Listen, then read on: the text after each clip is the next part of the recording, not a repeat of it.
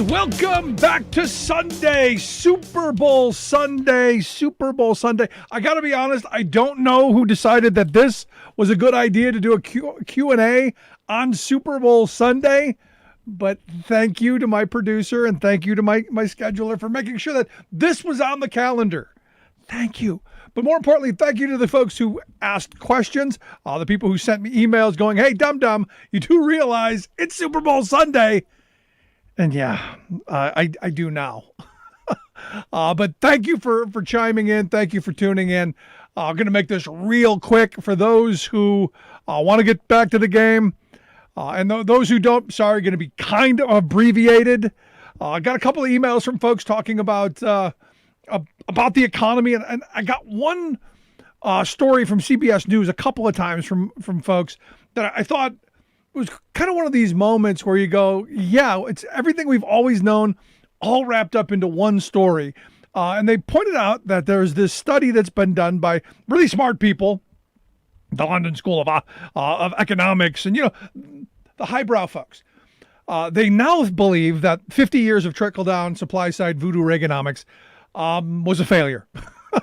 And look, those of us who have lived through it, we're telling you this all along. It's a failure. It's a bad idea. Giving rich people more money doesn't do anything for the working people of this country. It doesn't. Sorry. It just makes rich people richer. And which is why we have a handful of really, really super rich people and, well, a bunch of folks who can't afford to miss a couple of paychecks because their savings has been depleted. So for me, and look, it's an older story, but it's new again. I think it came out back in December, if I'm not mistaken. But, there's some renewed interest around the idea of tax cuts for the wealthy, bad idea. Actual government investment, good idea. So I wanted to start today off by going, hey, I'm thrilled about Joe Biden being in the White House because it looks to me like he has learned some of the lessons of the Obama term. And that is, you got your plan, you've got your ideas, you got to move forward on them.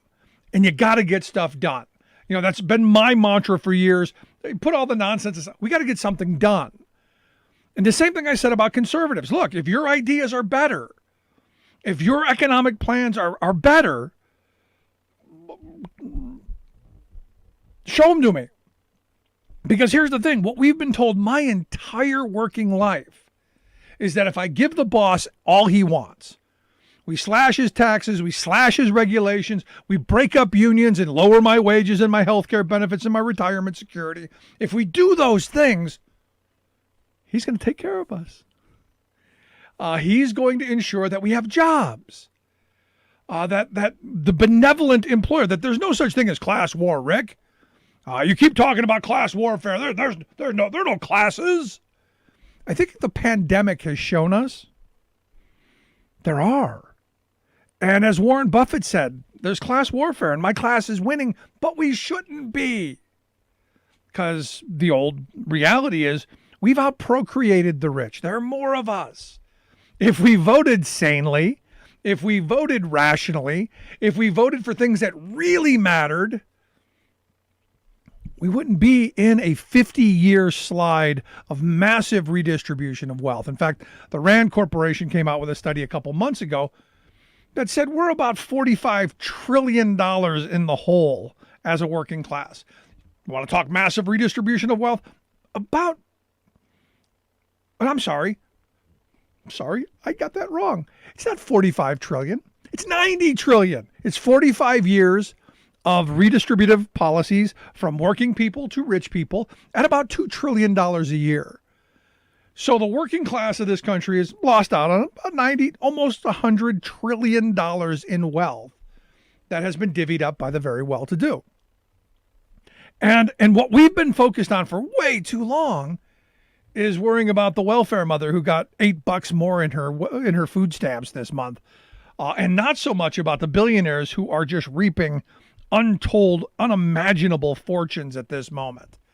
And you look at from the pandemic until now, the reports are, somewhere about almost $1.5 trillion in wealth that they've seen their share go up, while the rest of us are hoping and praying and begging that the Trump administration can wield, or I mean the Biden administration can wield some power in the Senate and actually get this rescue plan passed through. There's still people holding on with all they've got. While we've got a billionaire class that's doing wildly well, thank you very much. So for me, I'm optimistic. I'm optimistic in the fact that I'm thrilled that I haven't had to worry who was president every day. There hasn't been a bunch of chaos. That they seem to be doing their thing. And hopefully we've got a way forward. And maybe we start talking about some of this massive redistribution of wealth that's been going on my entire working life. You know, I say this all the time. When I started working, back in the mid 80s, when I started working, the idea of an 8-hour day was commonplace. There was overtime after 8 hours. Now you'd be really, really lucky to find a place that pays you overtime after 8 hours, unless they have a union contract. The idea of flex time and, we'll let you work 90 hours this week and you can work 20 next week. It'll all be no, that's not how it worked. The way things have changed. And look, you could argue, change is a good thing. Yeah, if it benefits the people that are doing it. What we've done is we've created an environment where the wealth class gets what they want and the rest of us figure out how to adjust our lives to meet their needs. Now, that's not unusual. That's not new. That's been from the beginning of the course of human history is full of those stories. But there was a moment, there was a period right after World War II, the passage of the Wagner Act, the National Labor Relations Act, that gave workers some power to say, no, we want some of the wealth that we create. And from that moment till now, we've seen the conservative movement, the Republican Party in particular, and some conservative Democrats who have scaled that power back to the point now where we're almost in the private sector, we're almost at the union density rates of when it was illegal. So for me, Joe Biden coming in and saying we're going to put a cabinet level working group together to encourage collective bargaining, using the power of government to encourage people and to make it easier for people to negotiate for better wages, hours, conditions, that is a fabulous thing. Because for me, the idea of workers having a say in their workplace is the best of all alternatives. Sitting down with the employer and going, okay, these are the profits for the year. This is how hard we worked. This is how our work is going to be rewarded. That seems reasonable. Because understand, every time there's a hardship, employers come back and say, sorry, we need concessions. We need to start taking stuff back. And they never seem to give it back on the other side. So for me, having Joe Biden pushing that is a huge win. A massive win in my view. But anyway, I gotta get to these two questions, and thank you guys for submitting them. Let's get to the shortest one first. Well, actually, it's the longest one, but it's the shortest answer. I'm asked, when do you plan to switch to talk about Biden's policies and issues with the new administration and move on from talking about Trump/Republican related issues that no one cares about? It's almost impossible to find people who can help normal people like us understand and warn about the existing administrations with non-sensationalized information. I don't care about the dumb gun-toting politicians or what Giuliani or Kevin McCarthy are doing. I do want to understand what new policies we need to support and oppose in the Biden administration. That's some multiple questions all wrapped up in one. Nobody wants to get beyond talking about Donald Trump more than I do. Nobody wants to put the past back in the rearview mirror faster than I do. But I don't think we can with the reality of what happened on January 6th. And this comes back to that moment where this was such an enormous moment in our history.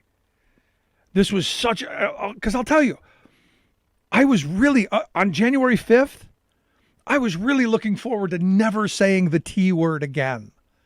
I was looking forward to not hearing from the white nationalists or the neo-Nazis or the Karens who think that their flower shop is most important. I was really looking forward to going, you know what, just go away.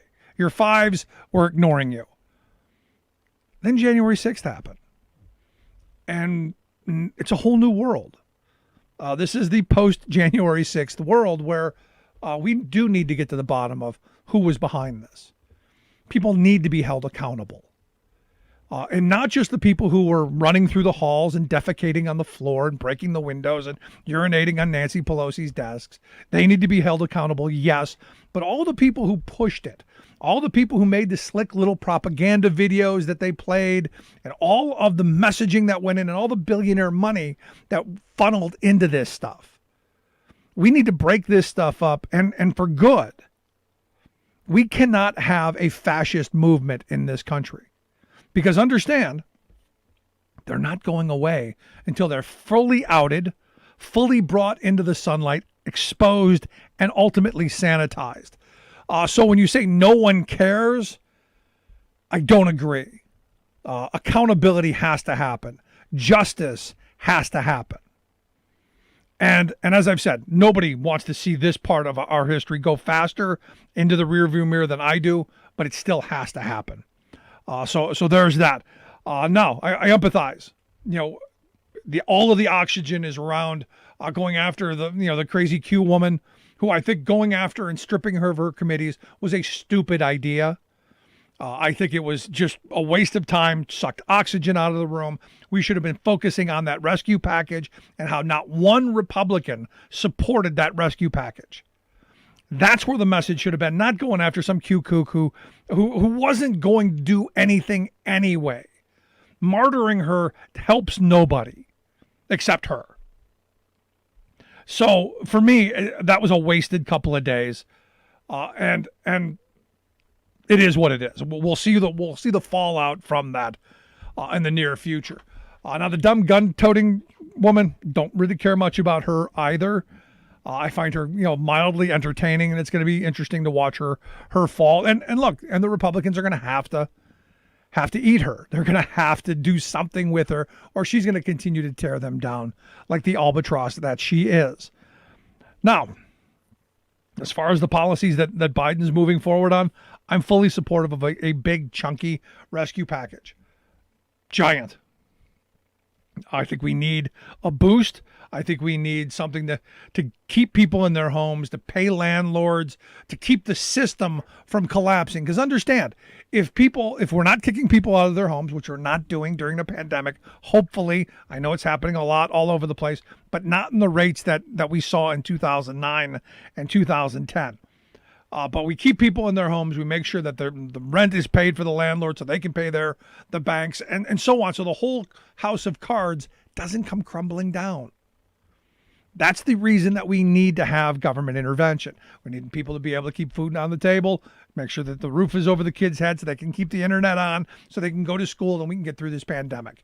We get a big bunch of money into vaccination, so we get everybody who can hold a pencil learning how to hold a needle.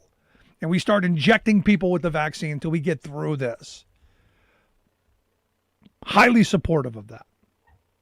On the other side, I'm highly supportive of a massive infrastructure bill.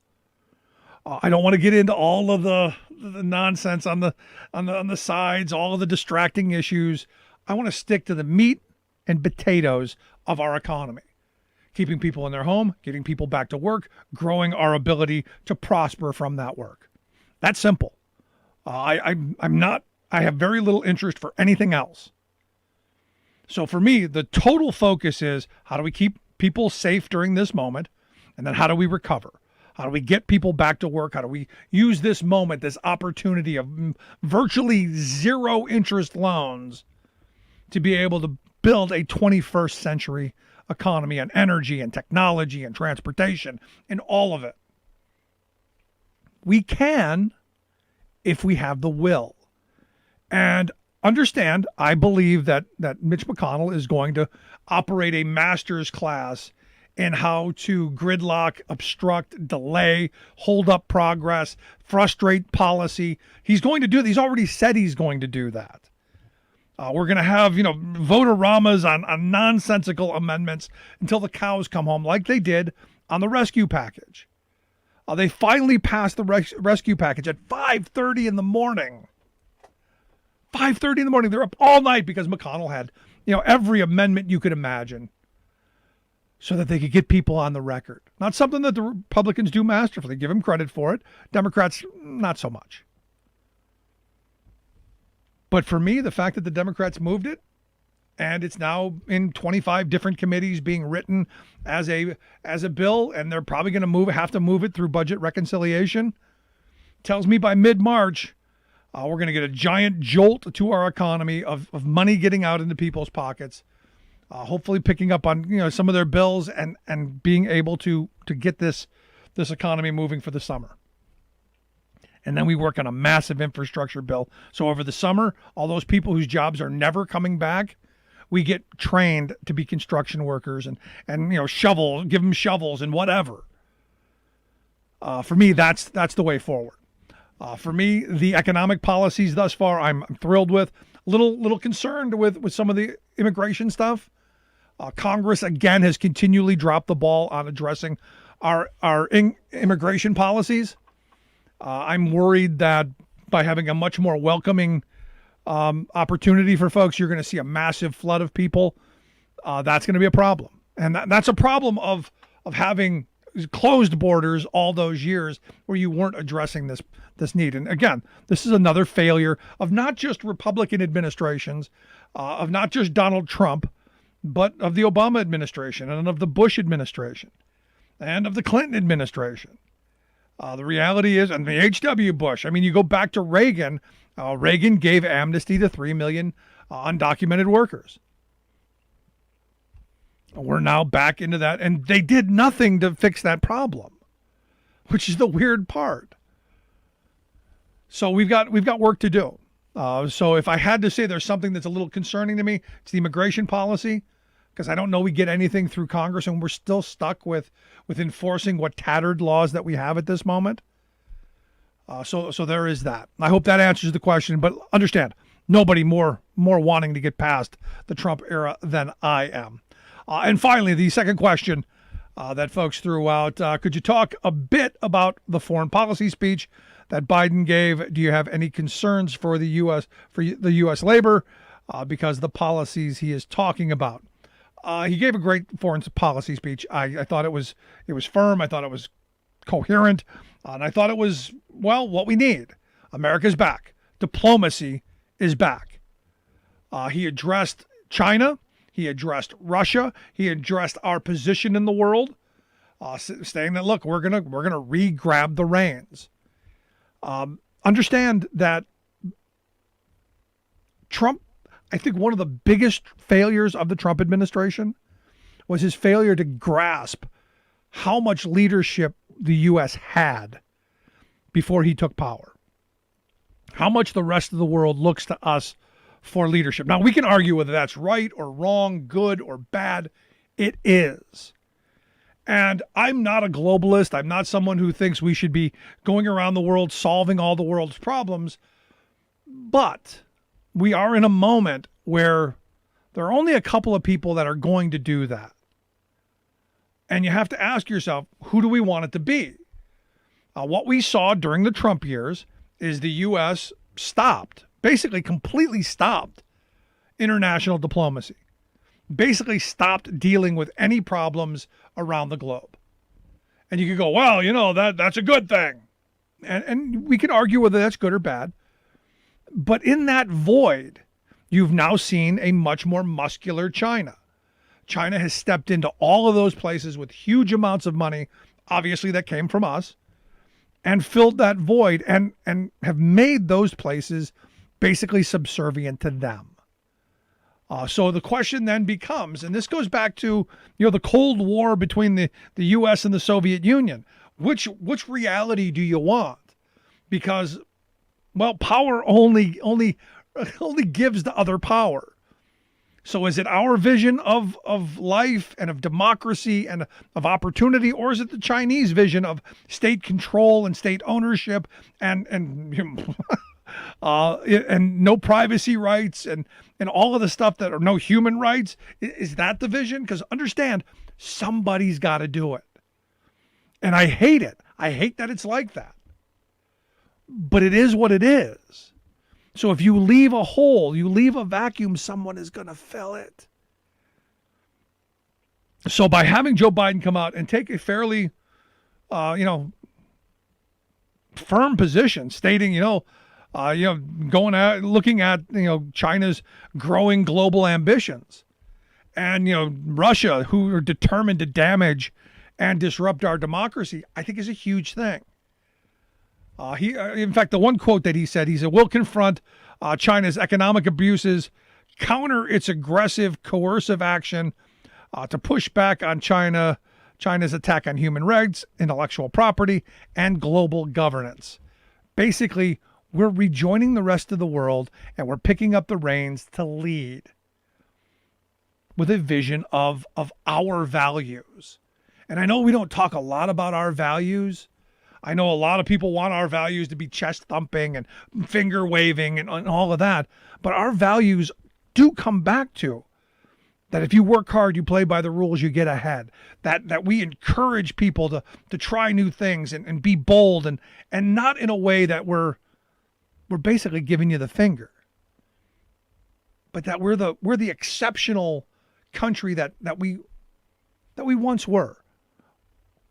I like the frame of American exceptionalism in that we're exceptional because we have such great opportunities and that we have the ability to do great things, or we used to. When JFK said we're going to the moon, he was so full of it. We basically had nothing. And he said, look, we're going to put the resources behind it. We're going to get the smartest people in here, and damn it, we're going to do it. And we did. Unless you believe some of the Q conspiracy people who think it was a soundstage in Arizona. Now, again, we can have that discussion on never. I'm never entertaining that.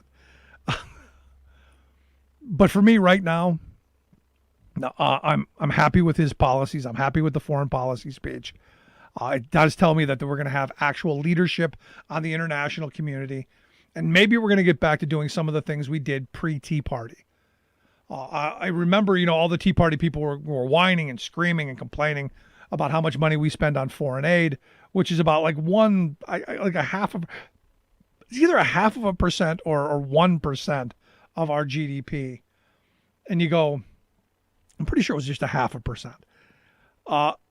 And just losing their mind, apoplectic over that spending. And I remember saying, look, the reason we spend that money is we want to make places better where people are.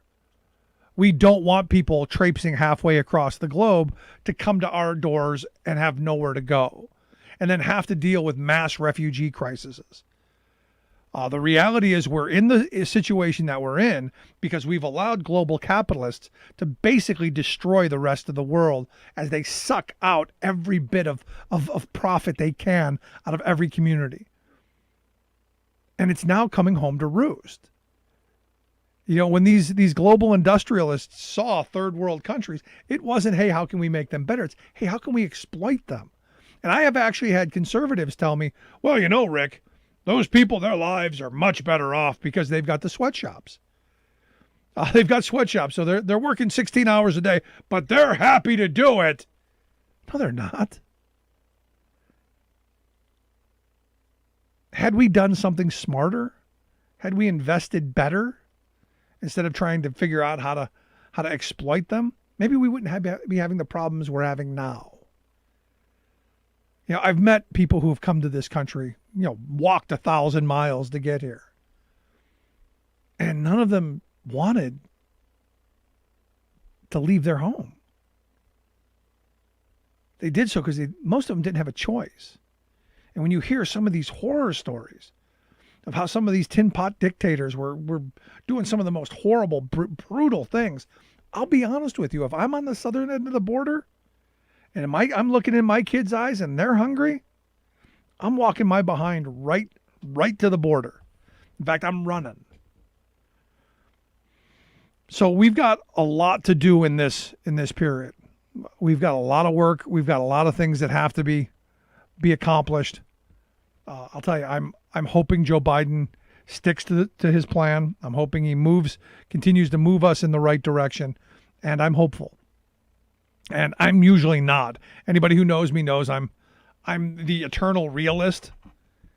But early indications from him, for me, that he's learned the lessons of the Obama era, that he's going to reach out to the Republicans. He's going to reach out to Mitch McConnell. He's going to extend the olive branch, but he's not going to let them snatch it out of his hands and beat the crap out of him with it. And that's the right thing to do. So for me, to kind of wrap these two questions up so I can get back to the game and let everybody else get back to the game. In fact, in 2 weeks from now when we do our next Q&A, I promise it will be a full Q&A, not one of these hurry up, oh my God, it's Super Bowl, commercial's almost over. And I will make sure that I handle the person who scheduled this during the Super Bowl. And I'm joking. But for me, it's simple. I want to get past the Trump era. I want to move to a bright future of opportunity and of smart investment and create a new, just, better economy for working people. And not one that continues on the same horrible redistributive path that we've been on, which is enrich the handful at the expense of the rest of us. Because there are a lot of changes coming, massive changes. And we're all going to have to figure out how we deal with them. So I appreciate the time. I appreciate the thoughts. Thank you so much for sending me your questions. You can email me directly, rick@thericksmithshow.com. I do answer all emails personally. Remember to check in on Monday, Monday through Friday, 9 to 11 p.m. live right here on ThinkSpot. You can anytime reach out to us. Follow us on Twitter @RickSmithShow, Facebook, Instagram, all that stuff. There are lots of ways for you to get in touch and tell me if you think I'm right, I'm wrong, crazy, whatever. But love to hear it. Thanks so much. We'll see you back here. We'll see you back here next time.